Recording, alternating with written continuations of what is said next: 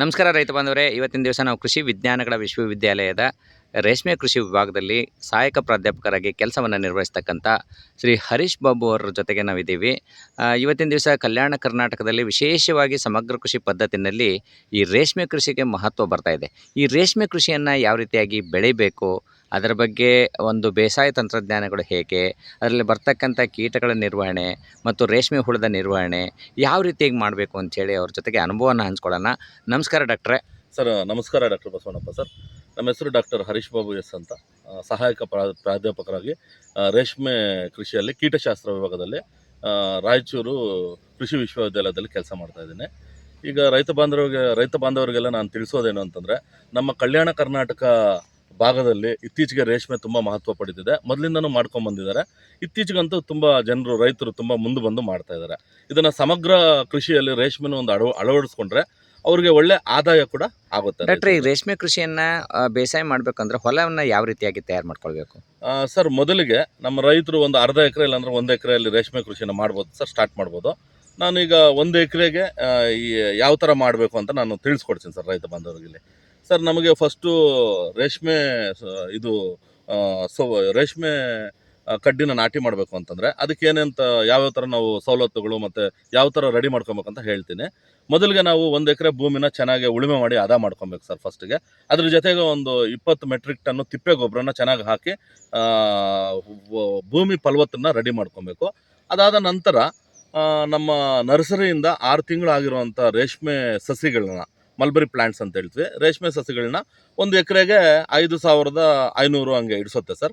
ಇದು ಜೋಡಿ ಸಾಲ್ ಪದ್ಧತಿಯಲ್ಲಿ 2 × 3 × 5, 2 ಅಡಿ × 3 ಅಡಿ × 5 ಅಡಿ ಅಂತ ಬರುತ್ತೆ. ಈ ಒಂದು ಜೋಡಿ ಸಾಲ ಅಂತರದಲ್ಲಿ ನಾವು 5,500 ಸಸಿಗಳನ್ನ ನಾಟಿ ಮಾಡ್ಕೊಬೋದು 1 ಎಕರೆ. ಯಾವ ಕಾಲದಲ್ಲಿ ಸಸಿಗಳನ್ನು ನಾಟಿ ಮಾಡಬೇಕು ಅಂತೀರಾ? ಸರ್, ನಮಗೆ ಈಗ ಮಾನ್ಸೂನ್ ಬರುತ್ತಲ್ಲ ಸರ್, ಮುಂಗಾರು, ಜೂನ್ ಜುಲೈಯಲ್ಲಿ ಸಸಿಗಳನ್ನ ನಾಟಿ ಮಾಡೋದು ತುಂಬ ಉಪಯೋಗವಾಗಿರುತ್ತೆ. ಯಾಕಂದರೆ ಮಳೆ ಬರುತ್ತೆ, ಗಿಡಗಳು ಚೆನ್ನಾಗಿ ಬದುಕೊಳ್ಳುತ್ತೆ, ಚೆನ್ನಾಗಿ ಅಭಿವೃದ್ಧಿನೂ ಆಗುತ್ತೆ. ನಮ್ಮ ಕ್ಷೇತ್ರಕ್ಕೆ ಯಾವ ಒಂದು ಉತ್ತಮವಾದ ಈ ರೇಷ್ಮೆ ತಳಿಯನ್ನು ತಾವು ಹೇಳ್ತೀರಾ? ಸರ್, ಈಗ ನಮ್ಮ ಕಲ್ಯಾಣ ಕರ್ನಾಟಕ ಭಾಗದಲ್ಲಿ ಆಲ್ರೆಡಿ ರೈತರು ತುಂಬ ಚೆನ್ನಾಗಿ ರೇಷ್ಮೆ ಬೆಳೆಯನ್ನು ತೆಗಿತಿದ್ದಾರೆ. ನಮಗೆ ಈ ಭಾಗದಲ್ಲಿ ಒಳ್ಳೆ ಸೂಕ್ತವಾಗಿರೋ ತಳಿ ಅಂತಂದರೆ ಡಬಲ್ ಹೈಬ್ರಿಡ್ ಅಂತ ಸರ್.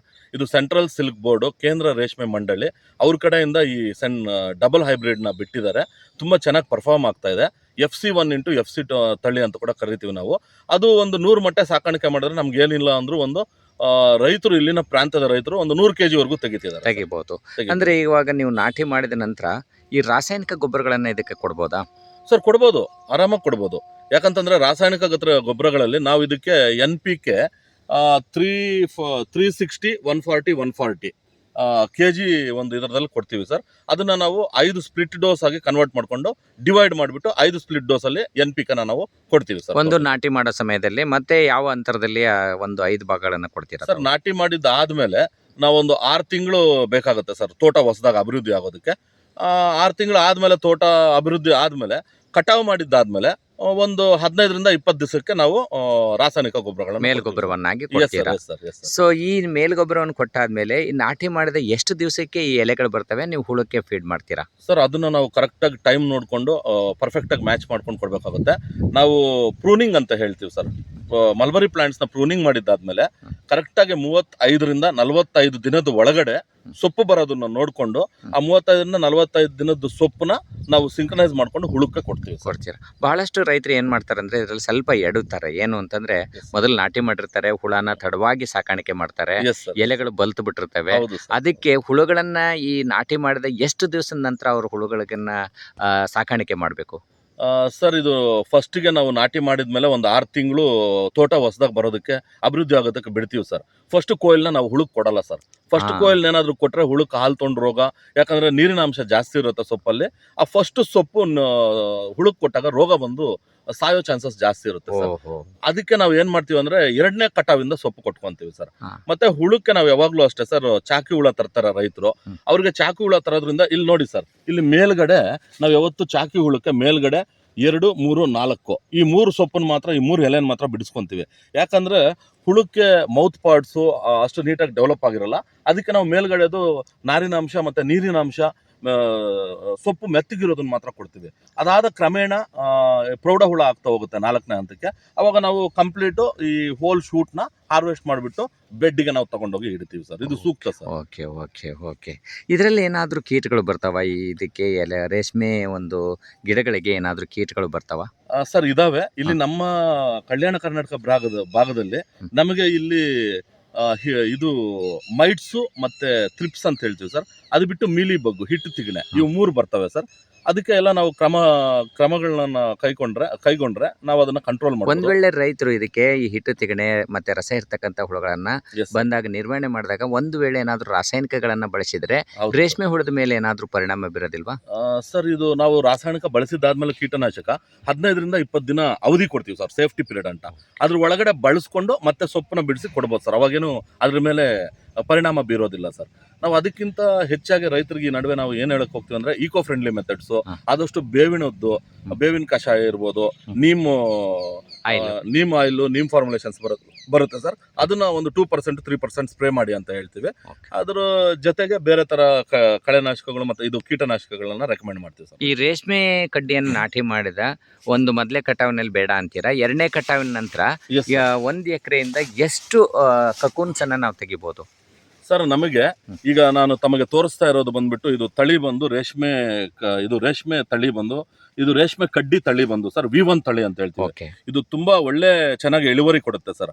ಇದ್ರ ಇಳುವರಿ ವರ್ಷಕ್ಕೆ 60 metric ton per hectare per year sir. ಇದ್ರದ್ದು V1 ವಿಕ್ಟೋರಿ 1 ರೇಷ್ಮೆ ಕಡ್ಡಿ ತಳಿದು.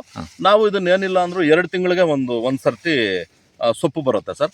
2 ತಿಂಗಳಿಗೆ ನಾವು ಬೆಳೆನ ತೆಗಿಬಹುದು ಸರ್. Okay okay. ಈ ಎಲೆಗಳನ್ನ ದಿನಾಲೂ ರೇಷ್ಮೆ ಹುಳಕ್ಕೆ ಫೀಡ್ ಮಾಡಬೇಕಾಗುತ್ತಾ ಅಥವಾ ಹೇಗೆ? ಸರ್ ನಾವು ಹೇಗೆ 3 ಹೊತ್ತು ಊಟ ಮಾಡ್ತೀವೋ ಅದೇ ತರ ರೇಷ್ಮೆ ಹುಳು ಕೂಡ 3 ಸರ್ತಿ ನಾವು ಸೊಪ್ಪು ಕೊಡ್ಬೇಕಾಗುತ್ತೆ ಸರ್. ಬೆಳಗ್ಗೆ 7:30, ಮಧ್ಯಾಹ್ನ 12ರಿಂದ 12ವರೆಗೆ, ಮತ್ತೆ ಸಂಜೆ 5ರಿಂದ 7 ಗಂಟೆ ಒಳಗಡೆ 3 ಸರ್ತಿ ಸೊಪ್ಪು ಕೊಡ್ತೀವಿ ಸರ್. ಕೆಲವರು ರೈತರು ಅವ್ರಿಗೆ ಅನುಕೂಲ ತಕ್ಕಂಗೆ ಬೆಳಗ್ಗೆ ಮತ್ತೆ ಸಂಜೆ ಮಾತ್ರ 2 ಫೀಡ್ ಕೊಡೋರು ಇದ್ದಾರೆ ಸರ್. ಬಟ್ ಪರವಾಗಿಲ್ಲ ಸರ್, 2 ಫೀಡ್ಸ್ ಅಂತೂ ಕೊಡ್ಲೇಬೇಕು ಸರ್. ಈ ತರ ಫೀಡ್ ಮಾಡಿದಾಗ ಒಟ್ಟು ನಮ್ಮ 1 ಎಕರೆಗೆ ಕಕೂನಿನ ಒಂದು ಇಳುವರಿ ಎಷ್ಟು ಎಸ್ ಬರುತ್ತೆ? ಸರ್, ಅದು ಸರ್ ನಾವು 1 ಎಕರೆಯಲ್ಲಿ ರೇಷ್ಮೆ ಮಾಡಿದ್ರೆ ನಾವೇನಿಲ್ಲ ಅಂದ್ರೂ ವೈಜ್ಞಾನಿಕವಾಗಿ 200ರಿಂದ 250 ಮೊಟ್ಟೆನ ಮೇಯಿಸಬಹುದು ಸರ್ ಪ್ರೆಸೆಂಟ್. ಬಟ್ ನಮ್ಮ ಈ ಕಲ್ಯಾಣ ಕರ್ನಾಟಕ ರಾಯಚೂರು ವಿಭಾಗದಲ್ಲಿ ರೈತರು 100ರಿಂದ 150 ಮೊಟ್ಟೆ ಮಾತ್ರನೇ ಇಲ್ಲಿ ಮೇಯಿಸಬಹುದು ಸರ್. ಯಾಕಂದ್ರೆ ಅವ್ರು ಅಳವಡಿಸ್ಕೊಂಡಿರುವಂತ ತಂತ್ರಜ್ಞಾನ ಟೆಕ್ನಾಲಜೀಸ್ ಪ್ರೆಸೆಂಟ್ ಅವ್ರಿಗೆ 100ರಿಂದ 100 ಮೊಟ್ಟೆಗೆ ಮಾತ್ರ ಅವರು ಸೀಮಿತವಾಗಿದ್ದಾರೆ ಸರ್. 100ರಿಂದ 150 ಮೊಟ್ಟೆ ಹೇಗೆ ಬೆಳಿಬೇಕಂದ್ರೆ ಎಷ್ಟು ದಿವಸ ಬೇಕಾಗುತ್ತೆ? ಸರ್ ನಮಗೆ ಏನಿಲ್ಲ ಅಂತಂದ್ರು ರೈತರಿಗೆ ಚಾಕಿ ಹುಳ 8ನೇ ದಿನದ ಚಾಕಿ ಹುಳ ತಗೊಂಡ್ಬರ್ತಾರೆ. ಆ 8ನೇ ಜೀಳ ಅಂದ್ರೆ 2ನೇ ಜ್ವರದಲ್ಲಿರುತ್ತೆ ಸರ್. ಅದನ್ನ ಚಾಕಿ ಹುಳ ಕೊಡ್ತಾರೆ ಚಾಕಿ ಹುಳ ಕೇಂದ್ರದಿಂದ. ಅದನ್ನ ತಗೊಂಬಂದಂತ ನಮ್ಮ ರೈತರು ಕರೆಕ್ಟಾಗಿ 18 ದಿನ ಕರೆಕ್ಟಾಗಿ ಜೋಪಾನವಾಗಿ ಮಗುನ ನೋಡ್ಕೊಂಡು ಕರೆಕ್ಟಾಗಿ ಹುಳು ಸಾಕಾಣಿಕೆ ಮಾಡಿದ್ರೆ ಅವ್ನಿಗೆ ಏನಿಲ್ಲ ಅಂತಂದ್ರು 100 ಮೊಟ್ಟೆಗೆ ಇಲ್ಲಾಂದ್ರೆ 150 ಮೊಟ್ಟೆಗೆ ಈಗಿನ ದರದಲ್ಲಿ 600ರಿಂದ 800 ರೂಪಾಯಿ ಹೋಗ್ತಾ ಇದೆ ಸರ್. 500 ರೂಪಾಯಿ ಇಟ್ಕೊಂಡ್ರು ಆವರೇಜ್ ದರ ಪ್ರೆಸೆಂಟ್ ಬೈವೋಲ್ಟ್ ಎಂದು ಅವ್ರಿಗೆ ಏನಿಲ್ಲ ಅಂದ್ರೆ 100 ಮೊಟ್ಟೆಗೆ 50,000 ಸಿಗುತ್ತೆ ಸರ್. ಅದು ಎಷ್ಟು ದಿನಕ್ಕೆ? 21 ದಿನಕ್ಕೆ ಸರ್. ಸೊ ವರ್ಷದಲ್ಲಿ ಎಷ್ಟು ಸಾರಿ ನಾವು ರೇಷ್ಮೆ ಹುಳವನ್ನ ಬೆಳೆಸಬಹುದು ಸರ್? ವರ್ಷದಲ್ಲಿ ನಾವು ಪ್ಲಾನ್ ಮಾಡ್ಕೊಂಡು, ಈಗ ನಾನು ನಿಮ್ಗೊಂದು 1 ಎಕರೆ ರೇಷ್ಮೆ ಜಾಗ ತೋರಿಸ್ತಾ ಇದ್ದೇನೆ ಸರ್, ತೋಟ. ನಾವು ಏನಿಲ್ಲ ಅಂದ್ರೂ ವರ್ಷಕ್ಕೆ 12 ಬೆಳೆ ತೆಗಿಬಹುದು ಸರ್. ಯಾಕಂದ್ರೆ ವಾಡಿಕೆ ಸಾಂಪ್ರದಾಯಿಕವಾಗಿ ನಮ್ಮ ಬೆಂಗಳೂರು, ರಾಮನಗರ, ದೇವನಹಳ್ಳಿ, ಕೋಲಾರ ಈ ಕಡೆ ಎಲ್ಲ ರೈತರು ತುಂಬಾ ಮುಂದುವರಿಸಿದ್ದಾರೆ. ಅವ್ರು ಚೆನ್ನಾಗಿ ಬೆಳೆ ತಗೊಂಡು ಹೋಗ್ತಿದ್ದಾರೆ. 12 ಬೆಳೆ ತೆಗಿತಿದ್ದಾರೆ. ನಾನು ಹೇಳ್ದಂಗೆ ಇದು ವರ್ಷಕ್ಕೆ ಇದು 2 ತಿಂಗಳಿಗೆ 1 ಬೆಳೆ ಸರ್. ನಾವು ತೋಟನ 2 ಭಾಗವಾಗಿ ಡಿವೈಡ್ ಮಾಡ್ಕೊಂತೀವಿ ಸರ್, 2 ಪ್ಲಾಟ್ ಮೆಥಡ್ ಅಂತ. ಒಂದು ತೋಟದಲ್ಲಿ ಈಗ 1ನೇ ಬೆಳೆ ಆಯ್ತು ಅಂತಂದ್ರೆ ಇನ್ನು ಸೆಕೆಂಡ್ ತೋಟದಲ್ಲಿ ಸೆಕೆಂಡ್ ಬೆಳೆ ಮಾಡ್ಕೊಬಹುದು. ಹಂಗೆ ಆಲ್ಟರ್ನೇಟ್ ಆಗಿ 12 ತಿಂಗಳಿಗೆ 12 ಬೆಳೆ ತೆಗಿ. ಸೊ 12 ಬೆಳೆ ತೆಗೆದ್ರೆ 1 ಎಕರೆಗೆ ಅಂದಾಜು ರೈತರು ರೇಷ್ಮೆ ಕೃಷಿಯಿಂದ ಎಷ್ಟು ಆದಾಯವನ್ನ ತಗೊಳ್ಬಹುದು ಸರ್? ಈಗ 100 ಮೊಟ್ಟೆಗೆ ನಾನು ಏನಿಲ್ಲ ಅಂತಂದ್ರು ಒಂದು ಆವರೇಜ್ ಆಗಿ ನಿಮ್ಗೆ 500 ರೂಪಾಯಿ ಒಂದು ದರದಲ್ಲಿ ಹೇಳಿದೆ ಸರ್, ಕಮ್ಮಿಗೆ ಹೇಳಿದೆ ಸರ್. 500 ರೂಪಾಯಿ 100 ಮೊಟ್ಟೆಗೆ 50,000 ಸರ್. 50,000 ಅಂದ್ರೆ ನಿಮ್ಗೆ ವರ್ಷಕ್ಕೆ 6 ಲಕ್ಷ ಸರ್. 6 ಲಕ್ಷದಲ್ಲಿ ನೀವು 1 ಲಕ್ಷ 1.5 ಲಕ್ಷ ಖರ್ಚು ತೆಗೆದು ಬಿಡಿ ಸರ್. ನಿಮ್ಗೆ ಏನಿಲ್ಲ ಅಂದ್ರೂ 3.5ರಿಂದ 4 ಲಕ್ಷ ಆದಾಯ ಎಲ್ಲ ಇರ್ತದೆ. ಸೊ ರೈತರು ಬೇರೆ ಬೇರೆ ಬೆಳೆಯನ್ನ ಬೆಳೆದು ಸುಮ್ಮನೆ ಕೈ ಸುಟ್ಕೊಳ್ಳೋದ್ರ ಬದಲಿ ಇಂಥ ಆದಾಯ ಕೊಡ್ತಕ್ಕಂಥ ರೇಷ್ಮೆ ಕೃಷಿಯನ್ನ ರೈತರು ಮಾಡಿದ್ರೆ ನಿಜವಾಗ್ಲೂ ತಾವು ಹೇಳ್ದಂಗೆ ಹೆಚ್ಚಿನ ಆದಾಯವನ್ನು ಪಡ್ಕೊಳ್ಬಹುದು. ಮತ್ತು ಬೆಂಗಳೂರಿಗೆ ಯುವಕರು ವಲಸೆ ಹೋಗ್ತಿರ್ತಾರೆ, ಅದನ್ನ ತಡೆಗಟ್ಟಬಹುದು. ರೈತರು ನಿರಂತರವಾಗಿ ಆದಾಯವನ್ನು ಪಡ್ಕೊಳ್ಳೋದ್ರ ಜೊತೆಗೆ ಅವರು ಆರ್ಥಿಕವಾಗಿ ಸುಧಾರಣೆ ಆಗ್ಬೋದು ಅಂತ ಹೇಳ್ತೀರಾ ಸರ್? ಎಕ್ಸಾಕ್ಟ್ಲಿ ನೀವು ಹೇಳಿದ್ದನ್ನ ನಾನು ಅದನ್ನ ಒಪ್ತೇನೆ ಸರ್. ಇದೇ ಕಾರಣದಿಂದನೇ ಕೇಂದ್ರ ರೇಷ್ಮೆ ಮಂಡಳಿಯಿಂದ ಮತ್ತೆ ರಾಜ್ಯ ರೇಷ್ಮೆ ಸರ್ಕಾರದಿಂದ ಯುವಕರಿಗೆ ಉಪಯೋಗ ಆಗ್ಲಿ ಅಂತ ರೀಸೆಂಟ್ ಆಗಿ ಒಂದು silk park hitech silk park ನಮ್ಮ ಶಿಡ್ಲಘಟ್ಟ ಹತ್ರ ಮಾಡ್ತಾ ಇದ್ದಾರೆ ಸರ್, ಕೋಲಾರ ಜಿಲ್ಲೆಯಲ್ಲಿ. ಯುವಕರನ್ನ ಸೆಳೆಯೋದಕ್ಕೆ ಅಂತೇಳಿ ಅವ್ರಿಗೆ ಒಳ್ಳೆ ಸ್ಕೀಮ್ಸ್ ಮತ್ತೆ ಡಿಪಾರ್ಟ್ಮೆಂಟ್ ಇಂದ ಸಬ್ಸಿಡೀಸ್ ಎಲ್ಲ ಕೊಡ್ತಾ ಇದ್ದಾರೆ. ಇವನ್ನೆಲ್ಲ ತಗೊಂಡು ಯುವಕರು ಊರಲ್ಲೇ ಇದ್ದು ಕೃಷಿ ಮಾಡ್ಕೊಂಡು ತಿಂಗಳು ಪಗಾರ ತಗೊಂಡು ಜೀವನ ಈ ಮಾಡ್ಬೋದು. ರೇಷ್ಮೆ ಮೊಟ್ಟೆಯನ್ನ ಎಲ್ಲಿ ಮಾರ್ಕೆಟ್ ಮಾಡ್ಬೋದು, ಮಾರಾಟ ಮಾಡ್ಬೋದು? ಸರ್, ನಮಗೀಗ ಸದ್ಯಕ್ಕೆ ನಮ್ಮ ಕಲ್ಯಾಣ ಕರ್ನಾಟಕ ಭಾಗದಲ್ಲಿ ಎಲ್ಲೂ ಮಾರ್ಕೆಟ್ ಚಾನಲ್ ಅಷ್ಟು ಓಪನ್ ಇಲ್ಲ. ಅದಕ್ಕೆ ರೈತರೆಲ್ಲ ಕೂಡಿ ಇಲ್ಲಿಂದ ರಾಮನಗರಗೆ ಮಾರ್ಕೆಟ್ಗೆ ಒಂದೇ ದಿನ ಪ್ಲಾನ್ ಮಾಡ್ಕೊಂಡು ತಗೊಂಡು ಹೋಗ್ತಾರೆ. ಸೊ ರೈತರು ಇನ್ನೂ ಏನಾದರೂ ರೇಷ್ಮೆ ಕೃಷಿ ಬಗ್ಗೆ, ರೇಷ್ಮೆ ಹುಳು ಸಾಕಾಣಿಕೆ ಬಗ್ಗೆ ಮತ್ತು ವಿವಿಧ ಒಂದು ರೋಗಗಳ ನಿರ್ವಹಣೆ ಬಗ್ಗೆ, ಕೀಟಗಳ ಬಗ್ಗೆ ಏನಾದ್ರೂ ಮಾಹಿತಿ ಬೇಕಿತ್ತಂದರೆ ತಮ್ಮ ದೂರವಾಣಿ ಸಂಖ್ಯೆಯನ್ನು ಕೊಡ್ತೀರಾ? ಸರ್, ತಪ್ಪದೆ ಸರ್. ಸರ್, ನನ್ನ ದೂರವಾಣಿ ಸಂಖ್ಯೆ 9342454639. ಸೊ ಒಳ್ಳೆಯ ಮಾಹಿತಿಯನ್ನು ಕೊಟ್ಟಿದ್ದೀರಾ. ನಮ್ಮ ರೈತರ ಪರವಾಗಿ ನಿಮಗೆ ಹೃತ್ಪೂರ್ವಕ ನಮಸ್ಕಾರಗಳನ್ನು ತಿಳಿಸ್ತೀನಿ. ಇನ್ನು ಹೆಚ್ಚು ಈ ಕ್ಷೇತ್ರ ಬರಲಿ, ಕಲ್ಯಾಣ ಕರ್ನಾಟಕದಲ್ಲಿ ರೈತರ ಆರ್ಥಿಕ ದ್ವಿಗುಣಗೊಳಿಸಲಿ ಅಂತಕ್ಕಂಥದ್ದನ್ನು ಹೇಳ್ತಾ ನಿಮಗೆಲ್ಲ ರೈತರ ಪರವಾಗಿ ನಮಸ್ಕಾರಗಳನ್ನು ತಿಳಿಸ್ತೀನಿ. ನಮಸ್ಕಾರ ಡಾಕ್ಟರ್. ಸರ್, ಧನ್ಯವಾದಗಳು ಸರ್. Thank you sir.